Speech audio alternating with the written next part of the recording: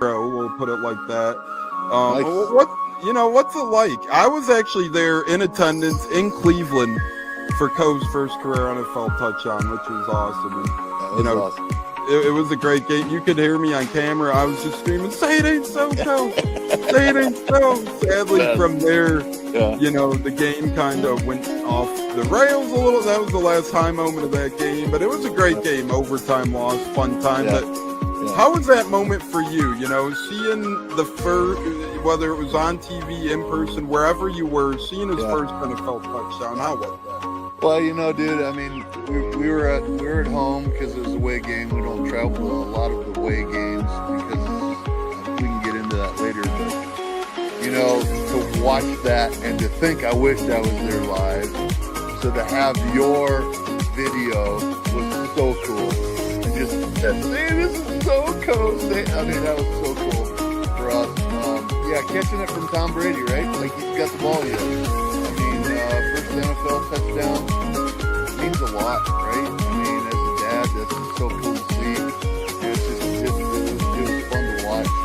And, it didn't have the outcome we wanted, but still the same. What a memory!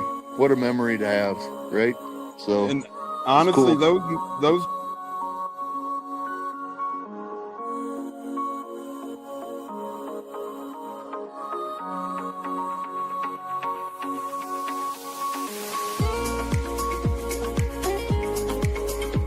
One of the best guests ever, the Buccateers in the house tonight. You guys hear him on Tampa radio all the time. He's one of the best in the business. My favorite personal in the business. That's why I'm elated tonight.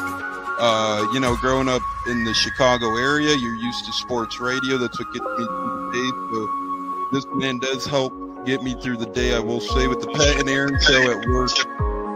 Nothing like it. So it's incredible. It looks like we got Stunna bumbling in. I'm Tampa Tones. We are joined by lead goon tonight, host of the Pat and Aaron show of WDAE, Pat Donovan.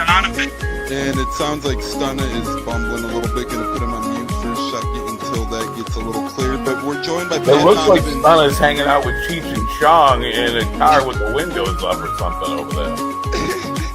It does look like you got a little... No, my camera's broke. And he was trying to pull me in big time. And then I was like, nothing's happened with Indianapolis yet. Like, I really want to give Indy a chance. And then also I talked to Cody Gruden, once he took over Rich McCann, still like, but look, I was like, y'all just give me the opportunity to explore free agency, see what's going on, and then kind of make us do it.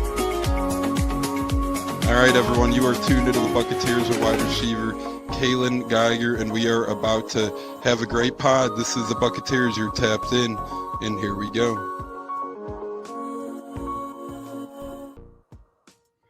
Howdy ho, howdy hey, how the hell is everybody?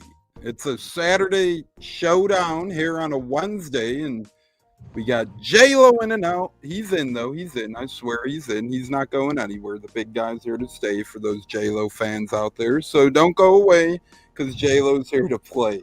So is Joey Nips, Bucs by 30, Tampa Tones. We got a great show, a lot of loaded sports talk. We got football trades going on as we speak. A little bit of breaking news to start the program here as the Vikings have made a trade official.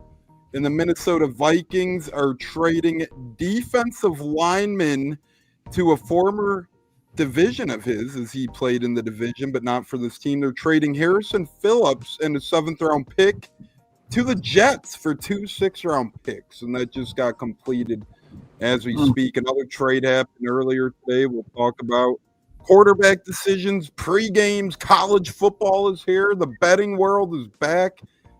Our pod got mentioned on radio. So much good stuff to get into. Zach, speaking of good stuff, happy Wednesday, brother. We're another day closer to Bucs ball, my friend. Absolutely. Absolutely. One day closer is one day better than it was yesterday.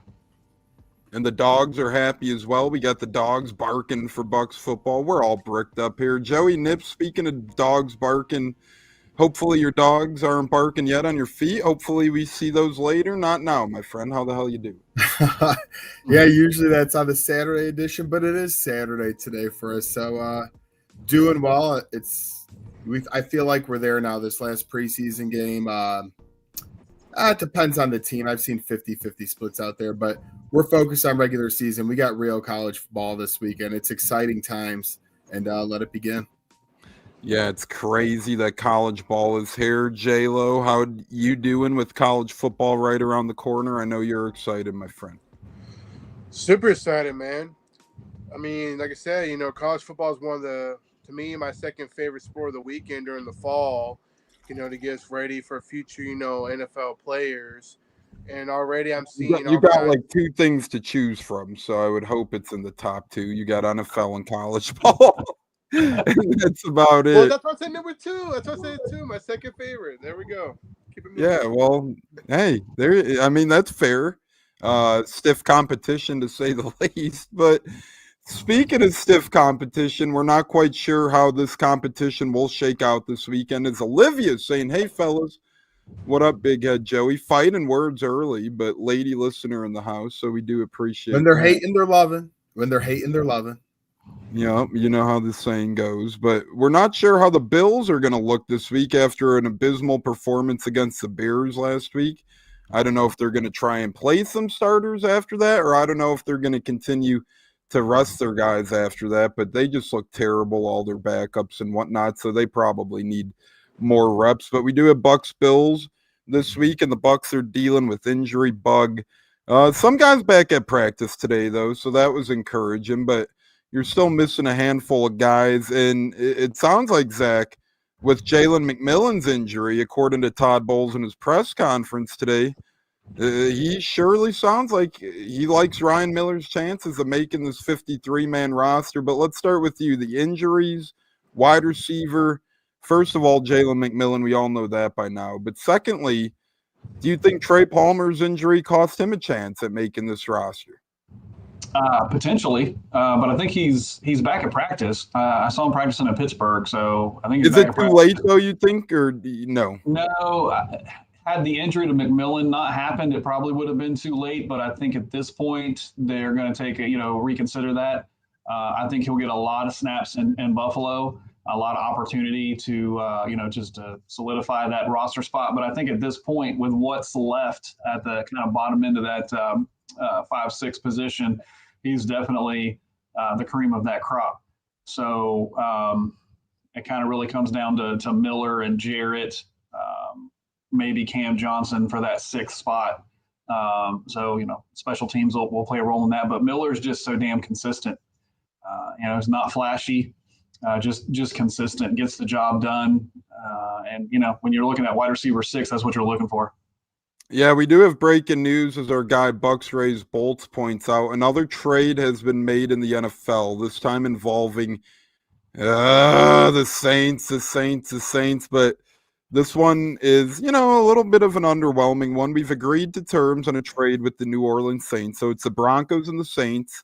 And the Broncos acquire a 2026 4th-round pick and a 2027 7th-round pick in exchange for wide receiver Devon Vale, who Greg Allman says will be the Saints' number 3 wide receiver, most likely. Devon Who the Vale, hell is that?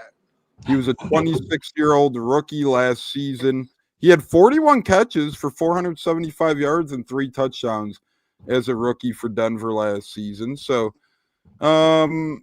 another trade has been made. Joey, what say you on all these trades being made right now in the National Football League? What this tells me is these guys might have been cut potential, or UDFAs are surprising these teams, and it makes guys available to trade, right? One of those two situations comes to mind when we hear about these types of trades. What say you? Yeah, and I mean, it just seems like the NFL grasps more onto the only good thing really that the NBA does, and I don't mention them for a lot of good much, even though I'm a big fan of the sport. They know how to excite you in the offseason with trades and things of that nature. I feel like football, between the trade deadline, which used to be nothing about 20 years ago, between this time of year with trades, instead of waiting until a UDFA happens, why not trade your 7th-round pick? I know someone will turn around and say, what a 6th or 7th rounder can be. I'm fully aware. But if you think there's a player out there that you can get help support your team in depth. We're not talking starting role guys. We're talking about depth, with which a lot of people will say they get bored with. But at the end of the day, when you're at week 12 and you haven't had your bye week yet and you need those guys to step up, this is why you made a trade like that. We did it similar last year with Colts cornerback Samuel Womack. Not because we wanted him to start necessarily, but injuries made him start, and they ended up helping. So these trades do matter. I don't know the names well right now. I'm not going to pretend to, but once they make a big play, I'm sure we'll go back to where they came from and how they got there. Yeah, so once again, another trade was made. That's a third of the day. We'll get to the other ones as well. We opened the show with one. This one is Broncos and Saints, as Devin Vale had 41 catches, 475 yards, 3 touchdowns on his way to New Orleans. Denver receives a couple of draft picks. J-Lo, as we get back to the Bucs and their injury bugaboo, defensive back Roberts obviously out for the season. That's really unfortunate there. David Walker out for the season. That's unfortunate for another rookie. You look at Christian Izzy, and it sounds like he might be sidelined for a handful of regular season weeks now as well. Todd Bowles isn't so sure he'll be ready for the opener. All these injuries, does it impact how we see the Bucs take the field this Saturday against Buffalo, or do you think Bowles ain't going to hold back just from a handful of injuries? Knowing Bowles, he could be a little hard-headed. He'll most likely play some of the starters, but not all of them. I'm hearing Baker has a good week of practice. He won't play. Mike Levante won't see the field, which is fine by all of us. We can all agree to that. But I just think this third preseason game, play these rookies, let them battle for a roster spot, put the receivers out there, battle for those final roster spot. I think we're going to see Trey Palmer. I think he'll show up.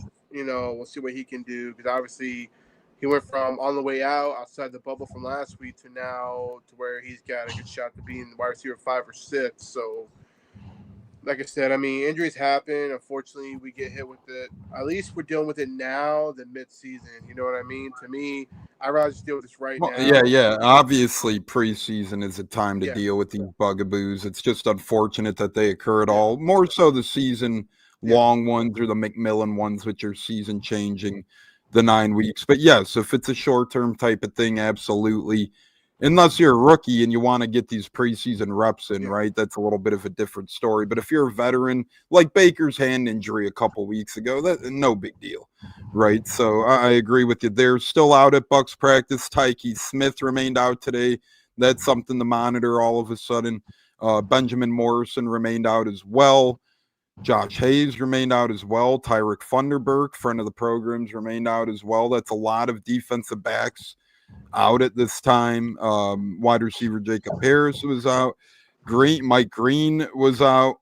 Linebacker Antonio Guerrero was out. O'Neal, the O-lineman, and Jake Majors, a UDFA O-lineman, out as well. Kate Otten wasn't practicing, but not because he's hurt, more of a maintenance off. So a couple of injuries there, but what team isn't dealing with them at this point? Which one? No. Think Shiloh make the team? I think he makes the practice squad. Zach, what say you? Yeah, I think practice squad is where he's at. He really had an opportunity last week in Pittsburgh, and I don't think he rose to the occasion. Joey, if you had to put Shiloh Sanders anywhere on the Bucs, would it be on the active, on the practice squad, or on the outside looking in? I would be fine with you guys like the practice squad. And you're right on the injuries, because my team personally dealing with the same thing. That's why I rest people this week, in my opinion. But yes, all things aside, I put Shiloh on the practice squad. J-Lo, since we haven't talked about the big man enough, do you think Watson makes the team? We'll give you him, yes or no? No, practice squad at best. But to me, like we talked about last week, I think he'll end up either on some kind of list, whatever. He's on one list right now, so he could be put back on that list, I guess, or he'll just go on IR. I mean, the Bucs are going to keep him. They'll find some way to keep him, but he ain't making the roster. No. And I think we were on to something last week. Todd Bowles kind of echoed the same sentiment today in saying they have a long-term plan for Watson. They're going to do all they can to keep him around as a team. He's close. You think he could be important. So we hit the nail on the head with our analysis last week. Yeah, Falcons suffered a couple big offensive line injuries today, so that's something to keep in mind as the Bucs play Atlanta week 1 in Atlanta. never an easy game to be had there. But yeah, I think Shiloh and Watson remain around the team in some capacity. I just don't think it's the active roster week one, at least. Injuries happen or Watson gets in better shape. You never know. Or when we play the Eagles, no matter what the hell shape he's in, he's going to get in there. Okay. But that's a topic for a subject down the road. Speaking for a subject down the road, Bucs Bills is right here Saturday. Things to look out for. Zach, what say you? Bucs Bills preseason week 3, week 4, week 3, week 4, whatever the hell you refer to it as. What say you? I think it's probably going to be one of the most vanilla games that you can possibly have. At this point, you have to be gun shy with putting anybody out there that you project to be on the week 1 roster because of all the injuries. I think we're just going to have a handful of plays on offense and defense. It's going to be vanilla, base sets both ways, and try to get out of there as safe as possible. An undefeated preseason doesn't mean anything to anybody. So just get out of the game healthy, and let's rest these guys up and get ready for week 1. Yeah, remember when the Ravens won like 20 preseason games in a row and all their fans, and then they get to the playoffs and they lose every year. It's like, all right, yeah, go on, celebrate your 4-0 preseason. There you go. That's great. That's what you want to strive for, I guess. Joey, 7:30 Eastern Saturday, Bills go to Bucs, and you have a little bit of a different perspective on Buffalo. They're not quite in your division, but they're an AFC foe. So what do you look out for in this game? It probably, as Zach said, it's probably just roster leveling and borderline guys trying to vie for a spot. It's like the old preseason week 4 potentially, but what say you? Yeah, I mean, Zach said it all right on the head. In terms of Buffalo, you mentioned Baltimore as well. I'm just going to put this out there as now or never for these two franchises. I mean, especially Baltimore, who has Derrick Henry, who's good, but he's going to be aged. And Lamar, sometimes he's hurt, sometimes not. And Josh Allen's durable and younger, but he's one play away from maybe injury settling in on his career. You never know with this day and age. So I don't have much to say on their preseason. Like Zach said, undefeated preseason means nothing, keep people healthy. But Baltimore and Buffalo have a lot to prove this year, and only one team could try to surpass KC. And a lot of the time it's a failure.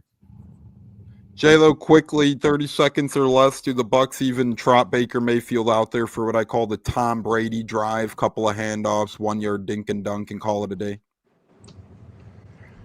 It's a tough call. It's a real tough call. I'm not sure what Bulls was thinking. You know, I kind of wish he would have played last week, but I get why he wanted to see Teddy Bridgewater. So I think we'll see one drive out of Baker Mayfield on Saturday. One drive. And by the way, Teddy B's contract became officially detailed today. It's a veteran minimum, so that's good stuff right there for the Bucs. And Teddy B, again, caught in a tough spot and now just wants to play football because he can't be on the sidelines coaching. Damn it. Don't you hate when people help kids? I mean, what a bad person. Right? Terrible guy. Bud says division will finish out Bucs, Panthers, Falcons, Saints. Hey, Bud, if you missed it, go back yesterday. Watch a replay of our Power Hour, which everybody, if you're watching live, go back. After we're done here, go back and watch yesterday's. We had a really fun show. We had 5 great guests on: Rock Riley, Adam Sly Slivon, Eric Jacobson, Chris Mathis, River Wells. We really brought the heat. And a lot of this was discussed yesterday, who will finish where. I said the Panthers will be second. Somebody, one of our great guests, thought otherwise. Wait till you hear who they think might come in second place. But go back and watch a replay. We had a great show. And then we were mentioned this morning. Aaron Jacobson had such a good time. He goes, by the way, Tampa Tones and the guys had me on last night. Buccateers, good peoples. And they actually sprung a convo about Zach's question to him last night. And it was really cool because Pat and Aaron had a 15-minute back and forth about if Igbuka will reach a certain milestone. And it really stemmed from the convo about Zach asking Aaron the question last night. So really good stuff there, Zach and the Buccateers gang in general.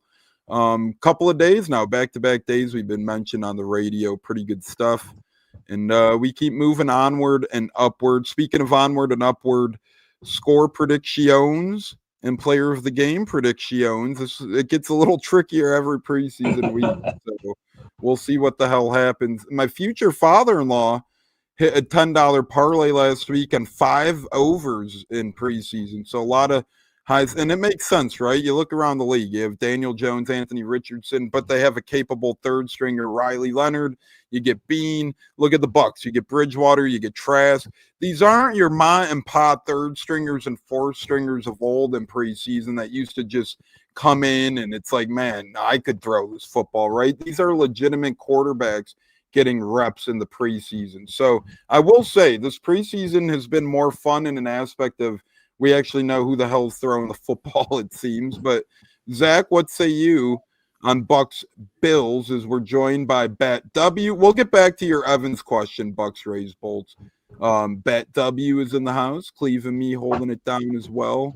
And Zach, score and player of the game prediction for you. Oh, man. I think it's going to be ugly. 17-14. I'm going to go Buffalo just because I don't want an undefeated preseason. I feel like it's an albatross. Our social media would probably be posting about it too. And the player of the game is going to be Riley Dixon because he's going to get a shit ton of work. Work. I already love Dixon and McLaughlin combo, man. Sorry, Yeah. I think that was Rihanna I was channeling, but no, that's a great one. I like Riley Dixon a lot. So good pick there. Joey, what say you on this barn burner of Teddy Bridgewater and the boys taking on Trubiscuits in Buffalo? Well, in Tampa, but of Buffalo. I was about to say the same. You don't want to go undefeated really in the preseason. To me, it's just like, it reeks of a bad something to linger in. So I would say the Bucs will lose this game. Buffalo, I mean, they looked terrible last week against Chicago because they played all second and third stringers while the Bears played their starters for a couple of series.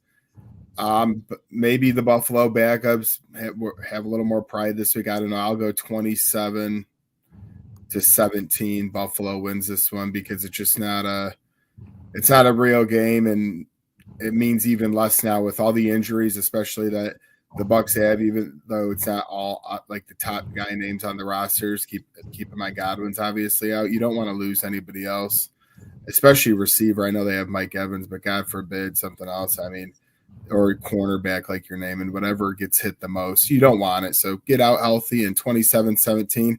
I'll give the player of the game to Bucs kicker. I think whoever kicks for them will have a good day. I assume McLaughlin. It'll be McLaughlin because Ryan Coe is competition with. I'll give it to McLaughlin. I'll give it to him. He missed an extra point and he got sent back. And he follows me on Twitter, though. I was going to try and get him on the program, but we'll see. J-Lo, thoughts on the score and player of the game, Bucs Bills? I say Bucs win 13, Buffalo 7. Buffalo's depth is so terrible. They got annihilated by the Bears' depth. So give me the Bucs 13-7, ugly win. MVP, I say give me Owen Wright. I think he's going to have a good day running the football. Give me him. Yeah, we got a good little competition going on in the backfield. Yeah, I don't know if Buffalo will play their starters or not play their starters because of what happens. Bucs Rays Bolt says he thinks Shiloh gets a pick this week. That would be cool, and that would help him out immensely to make the roster. I'm going to go with Rashad Wisdom as the player of the game. I like Wisdom a lot. I think he might see some time on the active this year. I don't know if he'll get a lot of plays in, but he was a practice squad year for the whole year last year. I think he'll be practice squad and then get bumped up to the active when we need this year. So I'd look out for Rashad Wisdom. And hell, I never pick the Bucs to lose whatever game we're picking. So give me Bucs 20-17. I'll say Bridgewater and Trask and Baszler do pretty good. I don't think you guys might be on Hard Knocks a little because I forgot that Buffalo Bills are on. Yeah. Not that anybody really watches as much, I feel like, but I bet the Bucs will have some clock there. No, it's funny you mentioned that. I don't know if it was on the pod. We might have discussed on the pod, or I don't know if it was Pops and I, but somewhere along the way I discussed that we'll get to see Bucs on Hard Knocks a little bit because of their matchup with Bills. But that is funny you mentioned that because I thought the same thing. That was a while ago, though, so good point bringing that up. But yes, Marv Albert voice, Bucs, Bills, Hard Knocks potentially. Last Bucs go. We'll get back to him, but then we're going to get in the Colts quarterback situation and more Roster battle that you think is settled after the game on Saturday, Zach, what say you? Is it running back, wide receiver, D-back? Name one roster battle you think will be settled come conclusion of Bucs Bills. Oh, man, that's a good question.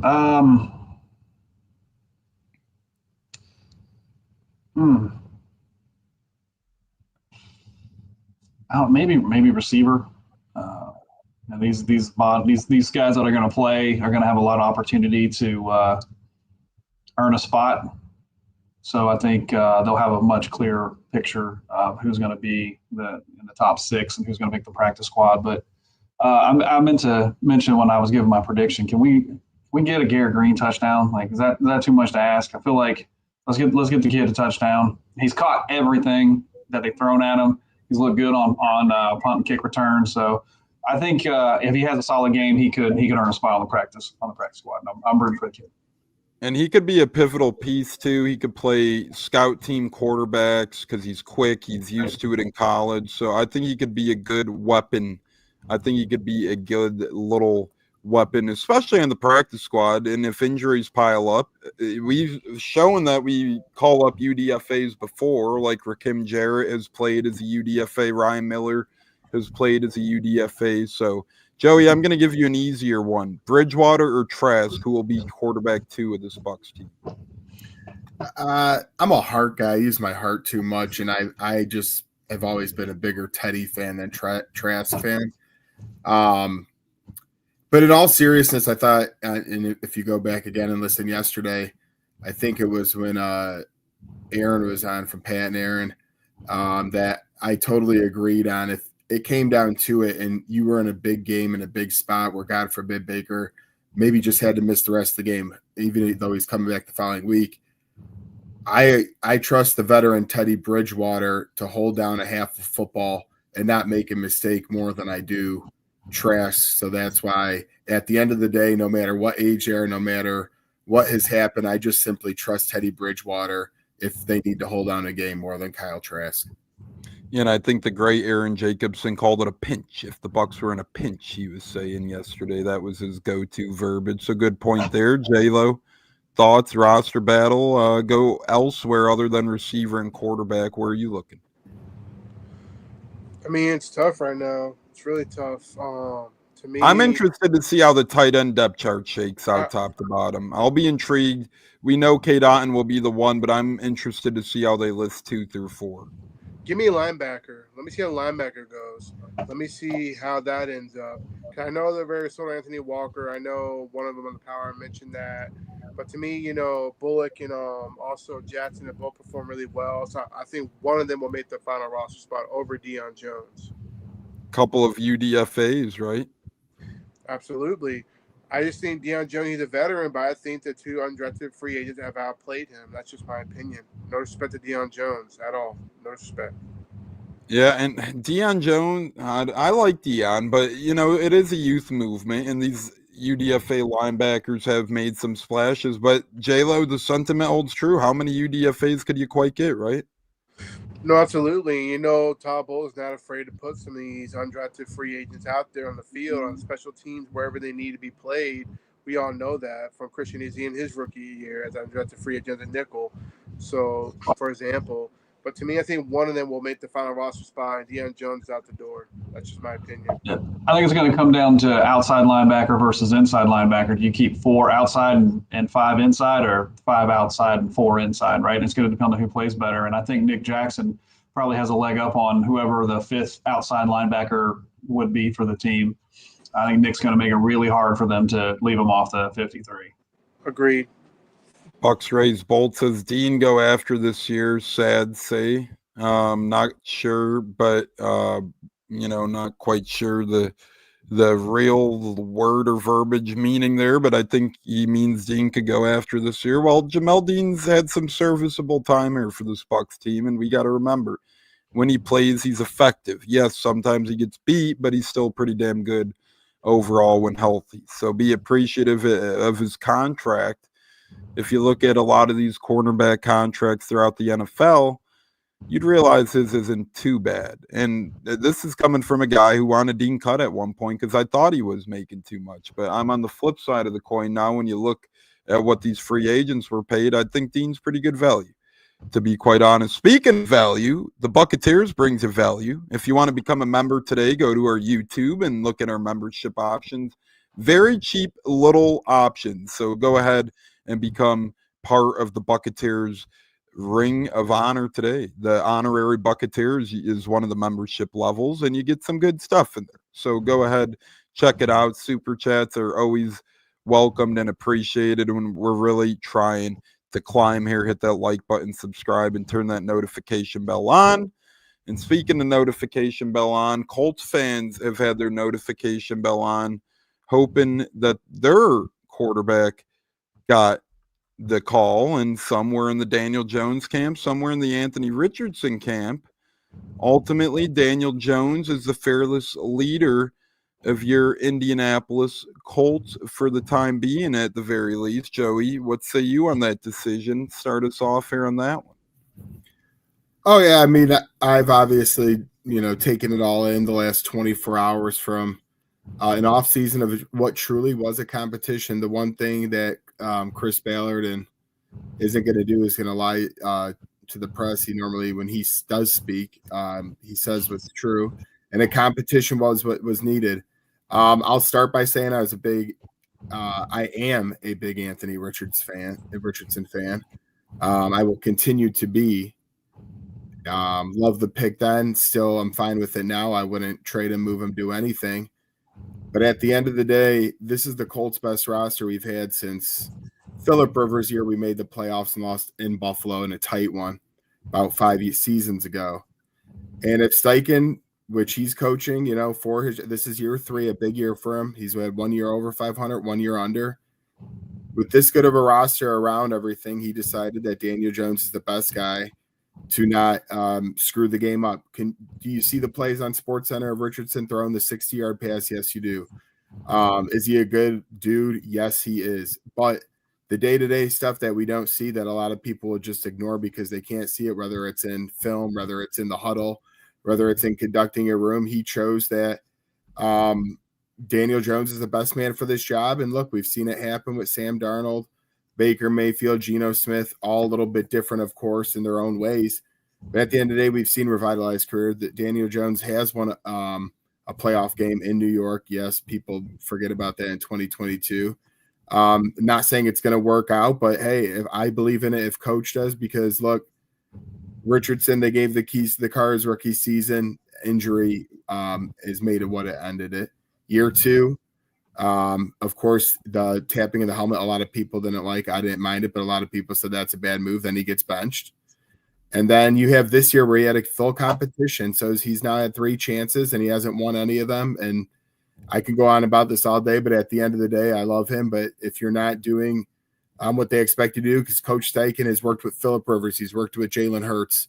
He knows what it takes to be a good quarterback. If he thinks Richardson's not ready yet, even though he's made some strides, simply he's still not ready yet. And it's unfortunate because you really wish he was. But he had 3 chances now in 3 seasons. And unfortunately, a lot of people say throw him out there. But what we need to do is win for this year. What's the best? And if coach thinks that, great. And guess what?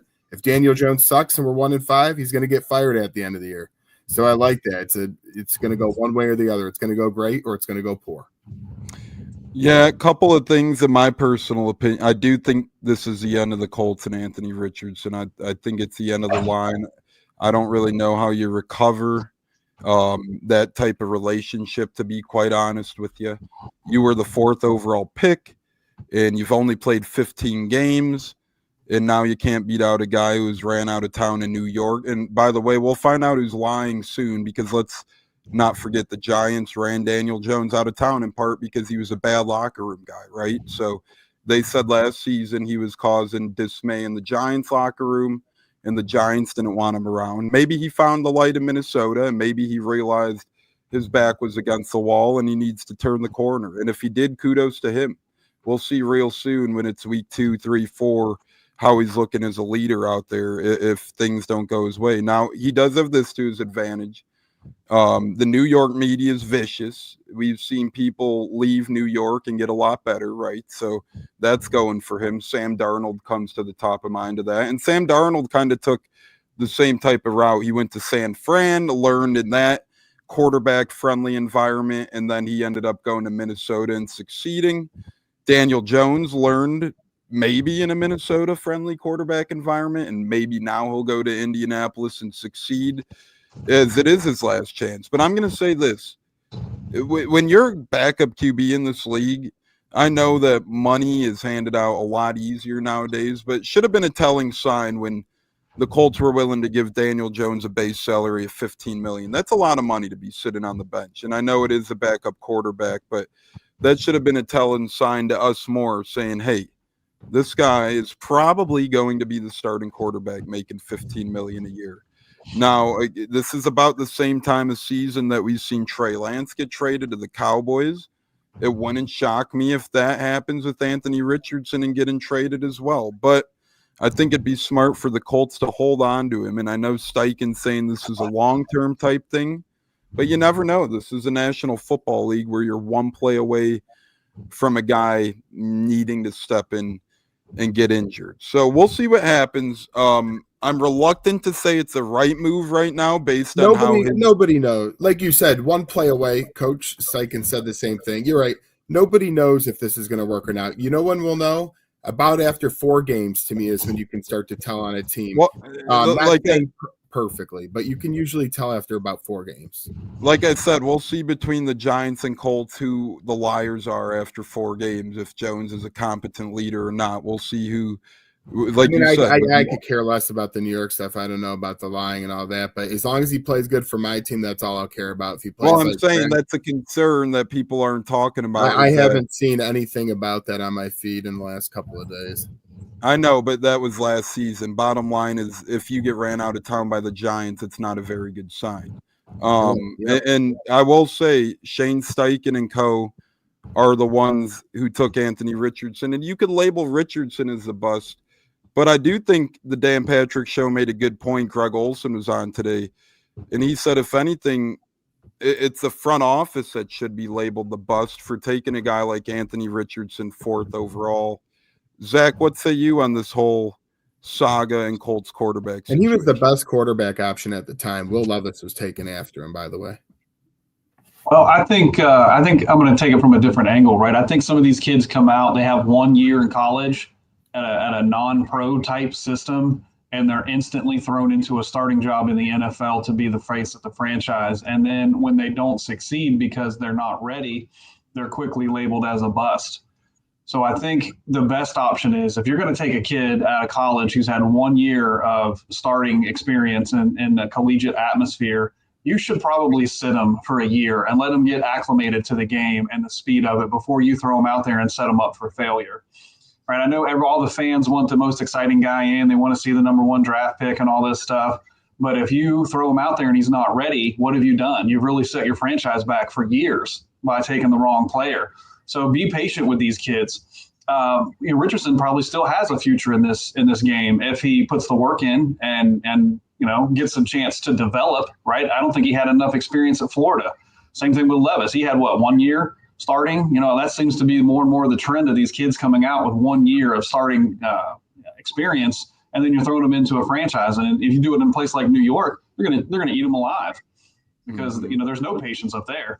Even in high school, Zach, to your point, he didn't get a lot of rep, and that's when he started playing. So he hasn't even had reps all the way back to high school. More to your point, right? And you don't have to be the best passing quarterback in college. You just have to be the best athlete on the field, and you can make plays with your feet, and they assume that you're a good player, right? In college, there might be 4 or 5 or 6 really good players, and the rest of the guys are average. But when you get to the NFL, there's 53 guys that are the best at that position. And if you throw a guy in there and he's not ready, you're going to kill his confidence. Remember the Darnold, I'm seeing ghosts, right? It's just detrimental to their development. So you need to be patient with some of these kids if they don't have the experience of playing in big games or just playing at all. But that's, the fans put the pressure on the organization, and the organization buckles to the pressure because they don't want to lose ticket sales or merch sales because, money drives everything. patience is key with somebody. And that's why you see some of these guys do better when they go somewhere else. Because now, like, look at Trey Lance. He's had some time to sit, kind of digest the game, learn it a little better, and then he looks heads and shoulders above the way he played in San Francisco. Yeah, and Alex Smith is a great example that always comes to mind. He struggled immensely in San Fran. They ran him out of town.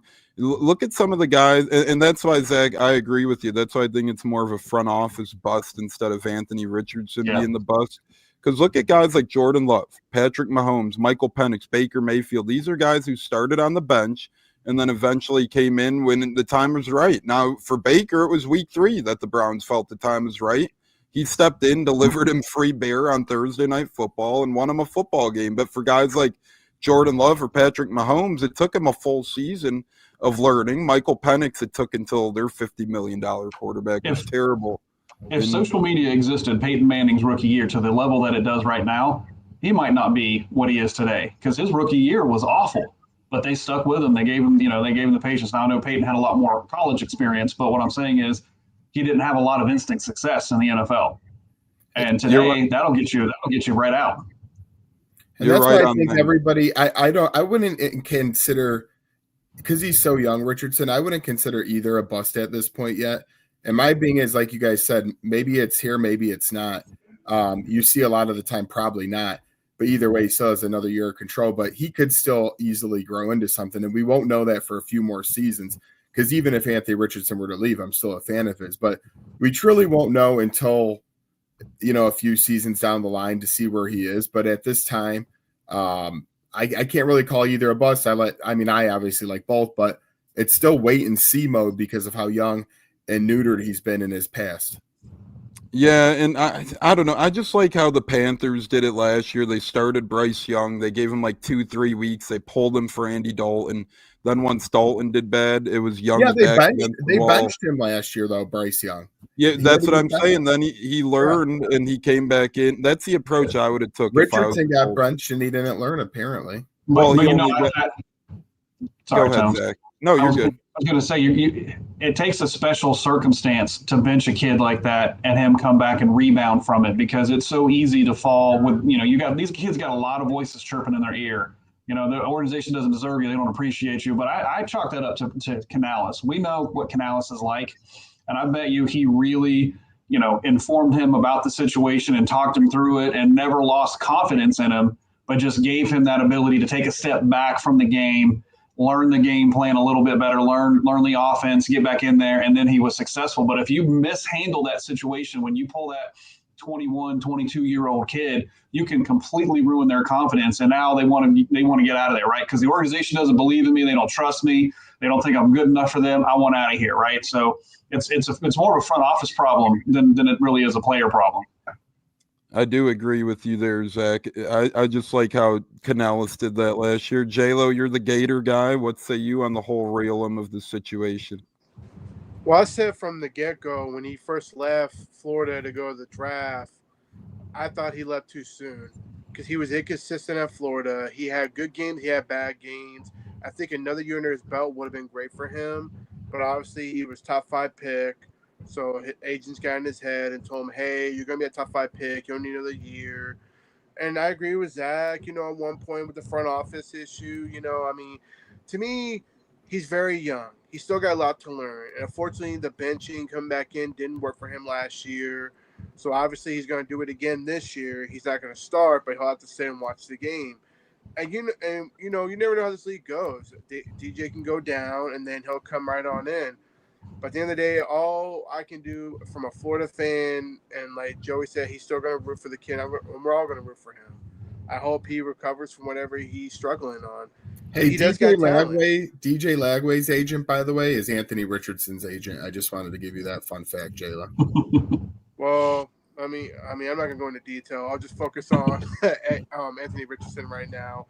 Anthony Richardson, he still got a lot to learn. The kid didn't have a lot of starting experience. And either he's going to learn from being benched to watch DJ either succeed or fail, or he's just going to be a bust. But, that's just my opinion. He's just too young. He left too soon. He should have stayed another year at Florida. That way he could have learned to be better because he's not consistent. That's his problem. I'm sorry. He's not. Yeah, it's hard. It's a tough call. We'll see how it all plays out, right? All I know is this: it's one of those situations that you really hope when you're a franchise and you take a QB that high, you really do hope it's a hit, because if not, I do say this: I think the possibility of him getting traded is there because they did draft Riley Leonard as well, so they already have a rookie quarterback in that room too. So maybe they don't feel the need for two young QBs. Who the hell knows? Maybe this was their plan all along when they drafted Riley Leonard. Time will tell. We'll see how it unfolds. Yeah, Better Mayfield is a Popeye star. So we got Better Mayfield. That was an awesome commercial. But Joey, what's next for the Colts? How are Colts fans viewing this? What's next come week 1, toes on the line against Miami? I definitely wouldn't play anybody this weekend because we have some injuries of our own. Now, we did get a lot of people back at practice today. You guys played Saturday, right? Against Cincy? Yeah, we play the Bengals, and I really neither quarterback's playing Richardson or Jones. It will be Bean and Leonard. So just get out healthy and get to week 1 against Miami, where with Tua, they are a tough team. They turn into a completely different team without Tua, but while he's there and Tyreek's head's on straight, their offense will be really good. The last thing I'll add in on it, and to Daniel Jones, hey, this is the thing about him at 29 years old now, I believe he is. If he wants a future in this league and to get paid one more time, he has no choice but to have a good year this year. So regardless of the entire Richardson thing, for him personally, this is his last chance before he'll be defined as a career backup. And I think that's part of the reason Colts paid him too, because the way Richardson's gone, you play about half the games you don't play. But the rest of the team around them, we talked about the QB enough. I like the defense under Lou Anarumo. I think that's going to go very well. We just picked up Howard from Miami, who didn't play last year, but he's had a good intercepting career. He's picked the ball off a lot compared to most corners. He actually got Andrew Luck in a game twice against the Colts quite a few years back now. But yeah, no, I like the roster and the team around it. And JT, I think, has a big year. So I'm looking forward to Miami. And then we go week 2 against Denver in Indianapolis. So I'm looking forward to that. Zach, does Trey Hendrickson get traded at all? Speaking of Colts Bengals, and if he does, are the Colts a legit player for him, given their defensive coordinator came from Cincinnati? You know, these things always seem like they catch a lot of momentum and then just end disappointingly. So yes. I'm going to say he doesn't get traded. They work something out, much like the Myles Garrett situation. You know, and what's crazy is Myles Garrett made such a big stink about wanting better quarterback play, wanting to be competitive. This is what it's about. Then he got the money, and look at their quarterback situation. It's not really any better than it was last year. So is it really about winning in the quarterback situation, or is it about money? So I think that's what's going to happen. I don't think Hendrickson's going anywhere. I think he's going to stay right there. It may go a couple games into the season, but I think eventually Cincinnati will cave and pay him because, honestly, who do they have on that defense? I agree, and J-Lo will end. Yeah, I mean, I was looking at their depth chart, and it's like, man, they don't really have much outside of Trey Hendrickson. Scary on defense. It is not ideal. I mean, you see not a lot. I can't really lie. Did the rookie finally? He came back to life right after that contract BS he was doing. Yeah, and then he almost killed Burrow in practice. So, yeah, he ended up getting going low on Burrow in one of the practices. That's probably their only strong suit, I will say. If Hendrickson's there, is defensive. Yeah. You would think, because you got Hendrickson, you got the first-round pick, you got Joseph Osai, who is maybe he's pretty good. So other than that, I mean, you got Geno Stone, who's a decent safety, and then you got a bag of chips at linebacker and a washing machine at nickel, and oh boy. I mean, they're going to have to score 60 points if they don't keep Hendrickson, because they're not going to be able to stop anybody. So, buy Bengals offensive player stock for fantasy. Yeah, speaking of fantasy, Bengals question, J-Lo. I'm going Bucky because Chase Brown won't get a lot of catches with Samaje Perine in that backfield. He's going to be the Bengals pass catching back. That's the only reason why they brought him in. But J-Lo, Bucky Irvin or Chase Brown, full point PPR? Oh, Bucky Irvin all day. Bucky's going to put up more numbers, I feel like. No respect to Chase Brown. He's a good back. but Bucky Irvin's a starter. He's going to get more playing time, I feel. Rashad will get in there, squeeze in, but I'll take Bucky over Chase Brown. Chase Brown's going to put up numbers, but not let Bucky Irvin will. I agree with it there. And now it is time for the beloved Pigskin Hot Potato, where we take some of football's hottest topics and break them down in 60 seconds or less. So, J-Lo, I'm going to start with you and ask you, are you ready? All right, no words, but we get the hands going. So I think that happens half the time. I know it's like an episode of Ren and Stimpy at this point. Nothing changes really too much, but I love it. I love it. Wouldn't have it any other way. So J-Lo, we're gonna start with you. We're gonna cue up the clock and go from there, brother. We saw 3 trades happen today. How many more trades do we see from now until the regular season in the National Football League? Over, under 2.5, and explain the reasoning on if it's over or under. Oof, tough one. But I say over because there's been more trades happening the last couple of days, I realized. So to me, I say over. I think a couple of players are going to be moved because the roster's really full at the certain positions.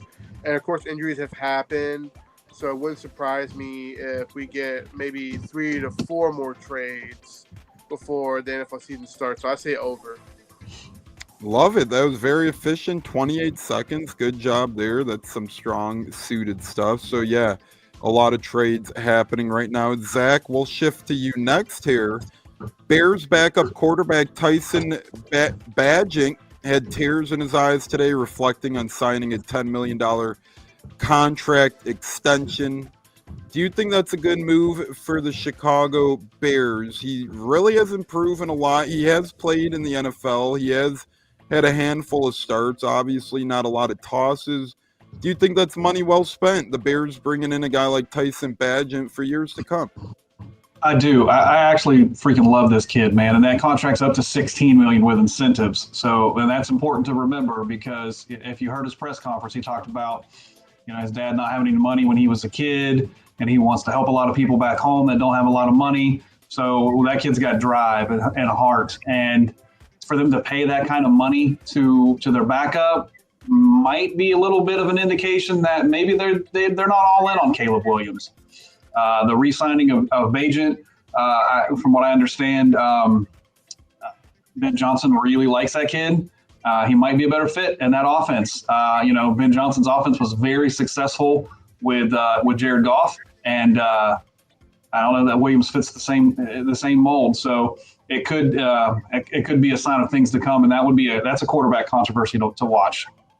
Yeah, and I kind of somewhat agree with you, and that's 54 seconds, but good job there. But I do kind of agree with you because they do have Case Keenum in that quarterback room as well, so it's not like they need to overspend on a backup, having a viable backup in Case Keenum, right? So you never know in a year come from now what the hell might happen in Chicago, and we know they run through quarterbacks like water as well, right? So that could be onto something, Zach. I like the hot take there. And Joey, you're gonna end up the Pigskin Hot Potato with this one. Cam Little, I was going to choose this one, but Jaguars kicker Cam Little gets his jersey into the Hall of Fame for a preseason kick. Come on. I know it was far, but for a preseason kick, really, that's what we're doing. But instead, Joey, I'm going to give you this one. 49ers wide receiver woes continue as they face injury after injury as Ayuk and Purcell get hurt. Now Demarcus Robinson suspended. They obviously traded Deebo Samuel. Is the 49ers window closed for competing for a championship given all these injuries, suspensions? Their wide receivers aren't going to be on the field for a long time, it seems. I don't know about closed, but I will say this.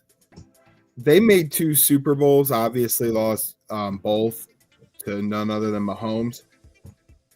They're not going to do that again. That's very hard to do. And when you have Brock Purdy, who I still think the jury's out on, but a lot of money is out there. Between that, the injuries, McCaffrey, it's like 1 year he's injured, 1 year he's healthy. I do like Shanahan, but I believe the elite years are probably done. I think they could still, they're not in the toughest division to me. Maybe they could squeak one out there, or they're in wild card possibilities. But I think their dominance of the NFC is close. But I still think they're a good football team. I just don't think they're great anymore. They're pretty good. You're not afraid to play San Fran, though, like you were a few years back. I definitely agree with you there. Good job, gang. That was 54 seconds. Everybody had a very slim time of margin. So good stuff. Real quickly, 10 seconds or less, we're going to go around the horn. What's more pathetic? Zach, we're going to start with you. The Hall of Fame displaying a preseason jersey, or Patrick Mahomes' incomplete pass being the highlight of the Bucs Chiefs Super Bowl on NFL Network? This is easy. Patrick Mahomes, incomplete pass. It's incomplete. Move on. True. Joey, what say you? Preseason jersey on display in the Hall of Fame for being a kick being made far, or the Mahomes incompletion being the apple of the NFL's eye? Yeah, Zach kind of sold me there because, even though it's preseason, the dude still made the 63, career long there. That's making a kick is making a kick. That's still hard to do to me regardless, even though the pressure's less. So, you know what? I think it is the Mahomes thing because what they should always be shown is that Bucs ass kicking. I agree there. J-Lo, more pathetic, the Mahomes incompletion being the apple of the eye for the NFL Network, or the pathetic maneuver of displaying preseason worn jersey? I'm going to go with the Mahomes as well, by the way. So we'll make it another Mahomes vote. No, I agree with Mahomes. I think the Mahomes thing was ridiculous. I think you guys make good points, although I don't necessarily agree with displaying a preseason jersey. Don't get me wrong. At least you can make the case for it. Hey, it was a really long kick. He made the kick. Jaguars don't have a lot of Hall of Famers. Come on, let's get some Jacksonville representation into the museum. So, you can make your case for Jacksonville having some representation there, I guess. But a Mahomes incomplete pass, come on. Geez, Lou. How many good plays in the NFL have been called back by penalty that have never been talked about because they got called back by penalty? And at least those happen, but they're erased because of penalties. Mahomes, this bastard threw an incompletion, and NFL Network was like, grab the Kleenex. I'm going to keep my hands up and call it a night. So just they put the play in Madden. Yeah, well, come on, man. That's what I'm talking about. That's just pathetic. So that's a clean sweep there. We are going to do NCAA football pick'em now. We're all going to pick every game, even though it's what the hell do we know about these teams? We're going to have fun. Week 0, we're going to cue the music, and we're going to honor the great Red Eyes. We're going to do Red Eyes pick'em, but this time in the world of college football. Usually it's for the NFL. But this time it's college football, and why the hell not? Let's have some fun.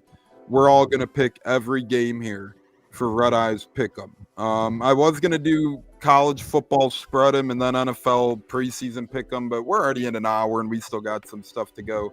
So we're just going to do Red Eyes Pick'em for college football week 0. What the hell song did I choose? This isn't anything pump up. My apologies. It's like we're in an elevator or something. Yeah, here we go. This is some cool stuff. All right. Game 1, college football regular season, is a top 22 ranked matchup in the world over the pond in Europe, in Ireland. You got Scott Reynolds, Kansas State, ranked 17th in the nation, taking on Iowa State, ranked 22 in the nation. I think Scott Reynolds called it the backyard brawl, something like that. I might be being nice on the verbiage here, but J-Lo, Kansas State, Iowa State, across the pond, noon Eastern on Saturday. That's a really good game. Who you going with, J-Lo? Kansas State, Iowa State, what say you? Well, for one thing, it's a great start. These are two powerful teams. I feel that can make the playoffs. But I'm gonna go with Rocco Bet and the Iowa State Cyclones beating Kansas State. Sorry, SR, but to me, I like what Iowa State has done. You're a big Rocco Bet guy. I know it. I am. I like Anthony Bet. I'm rooting for his son. But either way, we got a good game in Ireland, and that's the way to start the season. That's the way to start college football. You put two great teams together in Ireland. Let's go. Kick off with a bang. Joey Nips, what say you? Kansas State ranked 17 against 22nd ranked Iowa State across the pond. Yeah, I'm gonna rub up against J-Lo on this one and also go with Iowa State. And I like them so much, and I like J-Lo so much. Breaking news, not to cut you off. Another NFL trade. Jesus. So J-Lo, your over's looking good, and this one's a bigger one. The Chiefs are trading. Wait a minute, we just talked about the 49ers wide receiver troubles. Chiefs are trading wide receiver Sky Moore to the 49ers for a 2027 6th and 7th flip pick. So there we go. Man, talk about giving up on a guy. Yeah. Was it third round pick for that kid? Yeah. I think he's a second rounder. And remember when everyone was obsessed with him? Oh, he's so fast. He's so dreamy. He's going to be a great thing. But yeah, Joey, did you wrap up your thoughts? I'm sorry. No. Sky Moore, he actually fumbled against the Colts and we scored, and we beat the Chiefs a few years ago, and that was a big reason why. That's the play memory I have of him. But going to my... You went Iowa State, right? Yeah, and I like him. I like Iowa State, and I like J-Lo so much. I'm taking them as my lock plus the 3 because I know we do that later, but I'm already getting it out there just in case my computer dies that I have Iowa State plus 3. Awesome. Zach, what say you, Iowa State, Kansas State? Well, they're both Big 12 teams, so I hope they both lose. But I'm the kind of guy that holds a grudge. You know, Rocco Beck's dad played at WVU, and he didn't give WVU the time of day. That's the story that I'm sticking to. I don't know how the recruiting went, honestly, but in my mind, he totally shunned us. So therefore, I'm picking Kansas State. There you go. I like that a lot, and man, this is a tough one for me. I'm going with Kansas State. I like their quarterback. I like the kid a lot. I think he's going to have a good game. So, you know what? Why not? Let's go with that. Let's go with Kansas State, and let's see what the hell happens. Now we're each going to take a college football game. There's 4 left. J-Lo, the Fightin' Dan Mullins, your old right-hand man, are home against Idaho State. Dan Mullen and UNLV are minus 27, 4 o'clock Eastern on Saturday. Are you laying that 27 points? Absolutely. Dan Mullen's back. I think he's going to kind of get this program, keep them on top. They were good, and they lost their coach. Now they got Dan Mullen, who I think they're really good offensive play calling coach. So, yes, I say definitely negative what you just said. Blow them out. Zach, we'll keep you in the Big 12. Kansas takes on Fresno State. That one's 6:30 Eastern on Saturday. Fresno State, big underdog, but I don't know if Kansas could overlook him at home. What say you? I don't know enough about Fresno State to make a quirky comment, so I'm just going to say Kansas. I don't know. Hey, that's a safe bet. That's a smart play. I do agree with you there. Joey, Stanford, Hawaii in the nightcap, 7:30 Eastern. Stanford, how the mighty have fallen. They're plus 2.5. I mean, come on here. And Andrew Luck's now the general manager. Yeah, they're winning this game outright. They got, and isn't Frank Reich the coach too? Exactly. They got good things going everywhere. Stanford's going to show up. They're going to kick Hawaii's ass on CBS, Paramount, whatever the hell channel it's on. In Honolulu, they're just going to really embarrass Hawaii. This is Stanford's day to show they're moving in the right direction. I don't mean to lie, but I had to rub my eye. They're getting 2.5. Like, what the hell's going on here? I know Hawaii is getting a new stadium, but my Lord, didn't know a new stadium put the boosters that excited into Hawaii. I'll take the last one of the night, Sam Houston, plus 10.5 at Western Kentucky. Western Kentucky is actually a non-major powerhouse. They're always good in football. Give me Western Kentucky to blow the doors off of Sam Houston. That's what I'm saying right there. As we twist and turn into our breadwinners, final words. But first, before we get to our breadwinners and final words of the program, upcoming Buccateers schedule. We are doing the show tonight because we are taking the weekend off. I'm going to be Miami bound. Future brother-in-law's bachelor party. I might or might not survive. No, I'm kidding. I'll make it. Don't be worried about Tampa Tones. Not that anyone's worried about little old me anyway, but I'll be fine. But yeah, Joey kicking us off with a breadwinner, and our next show will actually be our college football kickoff with J-Lo. The campus kickoff debuting tomorrow with the big man J-Lo. That'll be a lot of fun. That's going to debut. We'll call them our mini series. We got Zach doing the memorabilia. We got Joey doing the Colts and the football. We got J-Lo doing college football. We got Katz doing Tampa sports history. Gene's supposed to be cooking, but I don't know what the hell he's doing. But we'll see what the hell happens with that. But going to be fun times ahead. So tomorrow we'll have our college football week 0 campus kickoff show, and then we will be back on Tuesday with another Buccateers. So Joey has Iowa State plus 3.5 is his lock. And by the way, we're kicking off football with a bang so far. We're already 7-3 on the season, plus $65 overall, which is incredible stuff there. Last week we went 3-1. We had the Michael Page decision. We had the Kamzat win, and we had the Bucs money line. Only one we lost was the Guardian. So Joey is Iowa State plus 3.5. Zach, I know you're tapping, which is fine. Not a breadwinner guy, so we're gonna ask you. I'm like Richardson. I'm tapping out. Oh, a little bit. We'll ask you a fun little quick question. Any new jerseys in? Oh man, I got a plethora. I'll be posting. I'm waiting on one more mail day, and then all right. We'll save it for our first Monday show. Then that's gonna be a fun one. That'll be 2 weeks from Monday, I believe. So that's coming quick. So good stuff there. J-Lo, lock of the day. Or weekend. Lock of the damn weekend. That's what I should say. I say give me the Cubs tonight. Cubs. Oh, go Cubs, go.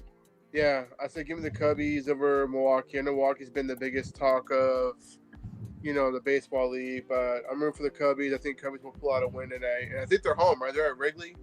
Yep, they're in Wrigley. So get a big win in Wrigley over in Chicago. And the line on that, to be exact, is pull that up. Oh my God, my Mets pitcher is getting pounded. Gee, hate to see that in fantasy. That's just gut wrenching out there. Oh. Cubs minus 106 on the money line, so pretty much even money there. But God, that's like a stab shot in the back when your fantasy pitcher is just getting throttled like that. Jesus. I'm going with Stanford, man. If Andrew Luck and Frank Reich lose, just fire them both after one game. Okay? Money line or spread are you going? Oh, wow. If I had big balls, I would take plus 105 to win $21 on a $20 bet, but I don't got that. I'm bumping. I don't trust this spread. I'm bumping the spread. Something's going on here. So I'm actually going with Stanford bump to 3.5 minus 148 because I don't know what the hell. Something stinks in that game. Again, I think Stanford should win. Kudos to Reich and kudos to. I'm going to congratulate Reich and Andrew Luck on their first win. I'm already going to say congrats to Stanford on their big win, and adios, Joey. Good night, my friend. Speaking of adios and good night, wow, that was quick. It was abrupt and it was rude. Like we need to work on that. Yeah, it's like, man, geez, I didn't know my Daniel Jones analysis upset.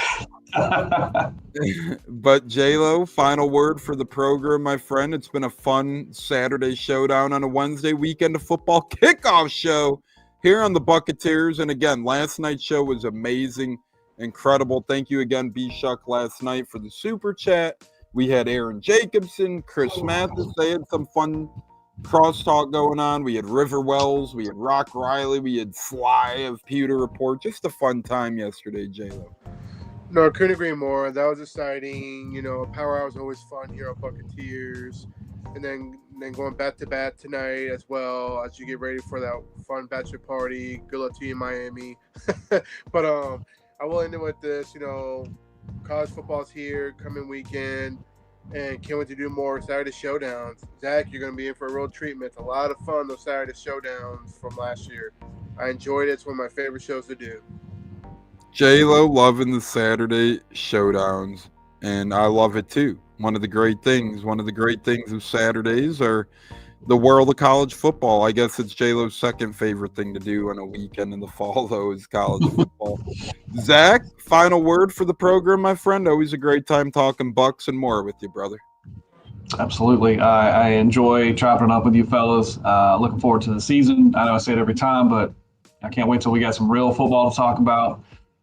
No disrespect to preseason or college football. As much as I love the NFL, man, college football, I just can't really get into it, which is weird. But that's a whole other thing that I talk about with my therapist.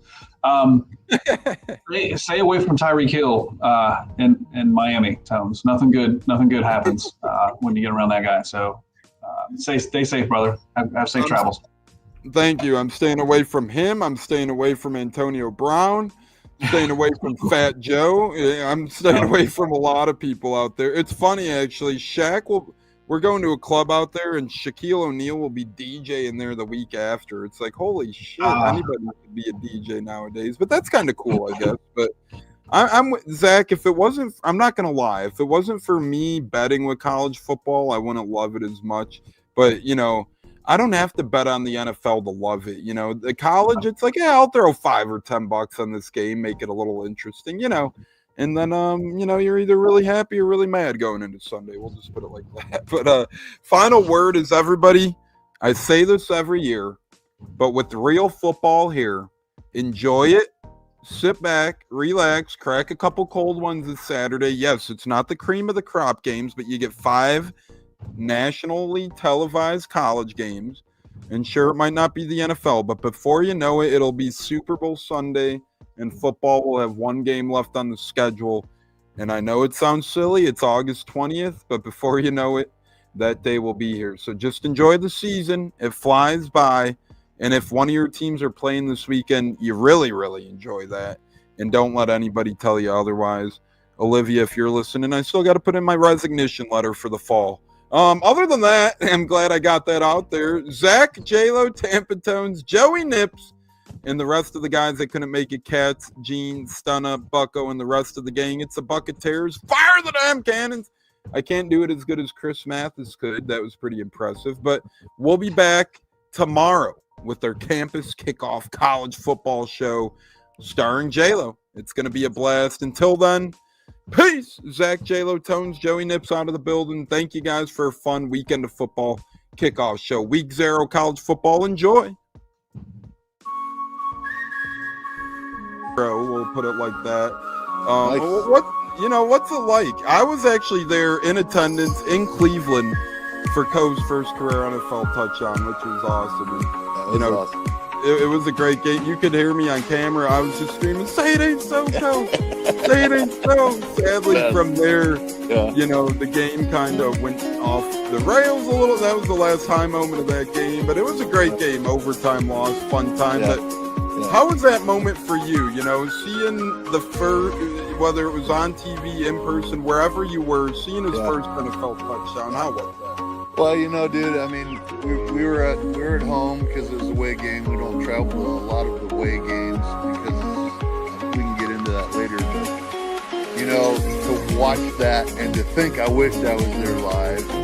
So to have your video was so cool. And just that, man, this is so cool. I mean, that was so cool for us. Catching it from Tom Brady, right? Like, he's got the ball yet. First NFL touchdown means a lot, right? I mean, as a dad, that's so cool to see. And it was fun to watch. And yeah, it didn't have the outcome we wanted, but still the same. What a memory! What a memory to have, right? So, and honestly, cool. those.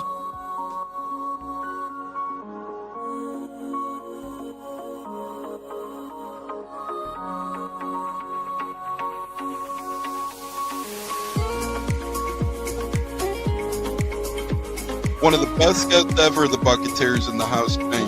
You guys hear him on Tampa radio all the time. He's one of the best in the business. My favorite personal in the business. That's why I'm elated tonight. Growing up in the Chicago area, you're used to sports radio. That's what gets me through the day. So this man does help get me through the day, I will say, with the Pat and Aaron show at work. nothing like it. So it's incredible. It looks like we got Stunna bumbling in. I'm Tampa Tones. We are joined by lead goon tonight, host of the Pat and Aaron show of WDAE, Pat Donovan. And it sounds like Stunna is bumbling a little bit. Going to put him on mute for a second until that gets a little cleared. But we're joined by Pat It looks like Donovan. Stunna's hanging out with Cheech and Chong in a car with the windows up or something over there. It does look like you got a little. No, my camera's broke. And he was trying to pull me in big time. And then I was like, nothing's happened with Indianapolis yet. Like, I really want to give Indy a chance. And then also I talked to Cody Gruden, once he took over Rich McCann, I'm still like, well, look, I was like, y'all just give me the opportunity to explore free agency, see what's going on, and then kind of make us do it. All right, everyone, you are tuned into the Buccateers at wide receiver, Kalen Geiger, and we are about to have a great pod. This is the Buccateers. You're tapped in, and here we go.